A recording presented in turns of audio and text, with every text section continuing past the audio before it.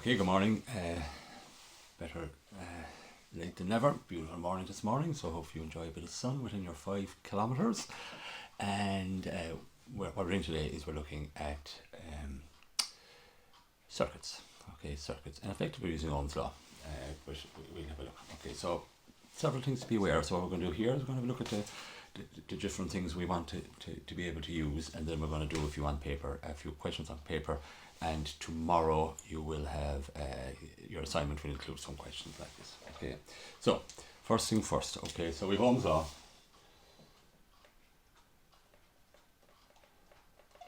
Okay, so in whatever form you want to write it, I is V over R.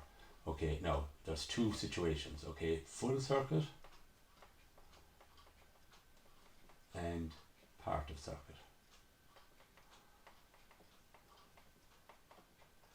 What that means is you can apply Ohm's law for the whole circuit. Now if you're applying Ohm's law for the whole circuit, you're talking about all the current that's flowing in the circuit, all the voltage of the circuit, which is effectively the EMF of the cell, okay, which sometimes we written as E, so the whole voltage, and R, the total resistance of the circuit.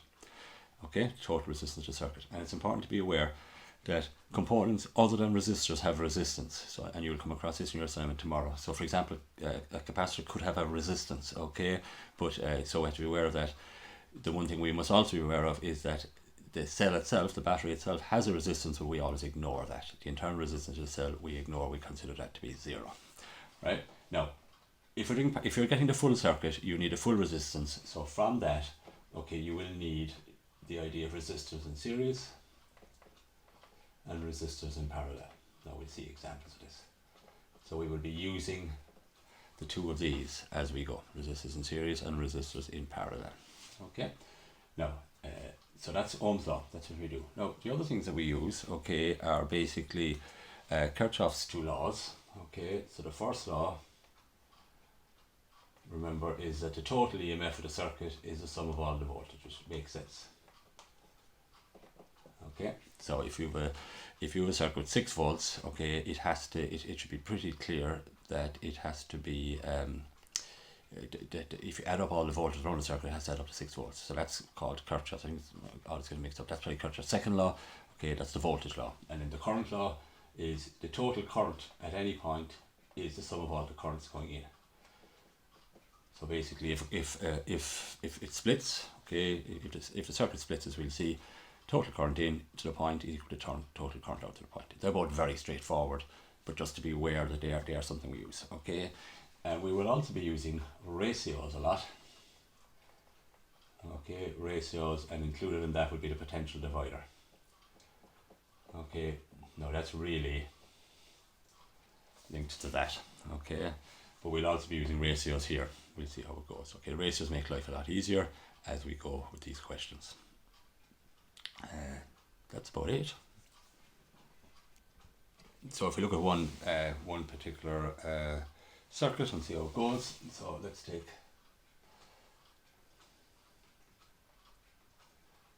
a circuit like this.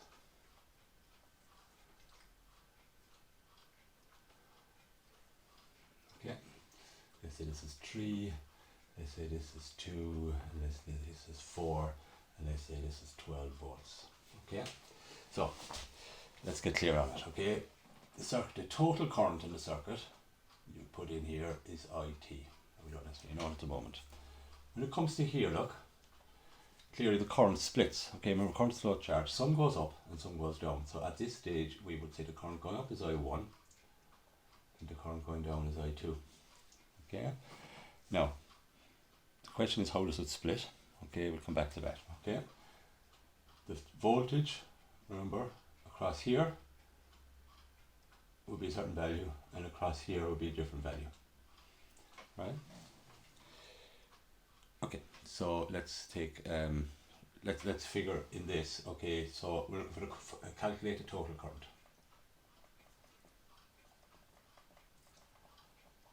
Okay, now the total, we see total, you think Ohm's law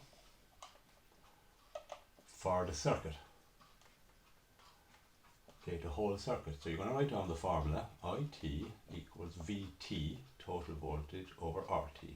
This could be E if you liked. Okay. Now to do that, you need a total voltage, which we have, and we need a total resistance. We don't have the total resistance, but we can get it. Okay, so let's put it over here. So get total resistance. Right, so it will be this resistance plus this resistance. We'll do the parallel bit first. Okay, so 1 over R total for this, that's what we're talking at the moment, is 1 over 2 plus 1 over 4. So 1 over R total is 2 plus 1 over 4. So that's 3 over 4. And don't forget to turn it upside down. So the resistance of it in parallel is 1/3. Now, watch this one, and this is the one that catches people out. You have a 2 ohm resistor, a 4 ohm resistor, and their total resistance together when they're in parallel is less than the 2 ohm resistor. Remember the idea? It's the gaps. Okay, it's the gaps. Okay, there are more gaps in the two of these than there are in either one of them. So therefore the resistance of resistors in parallel is always less than the resistance of one of them on their own. It's the same idea as if you increase the area of a resistor, the resistance is less. Effectively what you are doing here, if you think if you put the two resistors together, you're increasing the area of the resistor. Okay, so it's the same idea as that, and you'll see it in you will have seen it when you read the cartoon guide to physics earlier. Okay, so that's it. So the total resistance, right, I'm making a bit of a mess of this, is R1 plus R2. So it's this 3 ohms plus this, which is 1 and 1/3 ohm. So it's 4 and 1/3 ohm, and you're probably as well off to leave it as in proper fraction. Okay, as we go. Okay, so now we can get the total current, V over R. So it is 12 divided by 13 over 4. So it's 12 multiplied by 4 over 13. So you end up with 48 over 13. So you put that into decimals if you like, but while we're at it, we stick with fractions. So we get 3 and 9/13 amps. And that's that. Okay, that's that. Now, before we finish, and we look at one of these in a minute, okay, what about these two currents? Okay, these two currents here, I1 and I2. Okay, right, let's I'll just remove the rubble. Just to, so we have 3 and 9/13 amps. So we look at one ratio one here now. Okay, so the total current is 3 and 9/13 amps. Now, what about here? Here, it's a ratio. The ratio is 2:4, which is 1:2. So some of the current will go up and some will go down. They're in the ratio 1:2. Okay, they're in the ratio 1:2. Right? And which one will have more current? Okay, well this one, because it has a smaller resistance. So it's in the ratio 1:2. So we work out the ratio. Okay, so 3 into 3 9/13, so it's 1 and 3/13.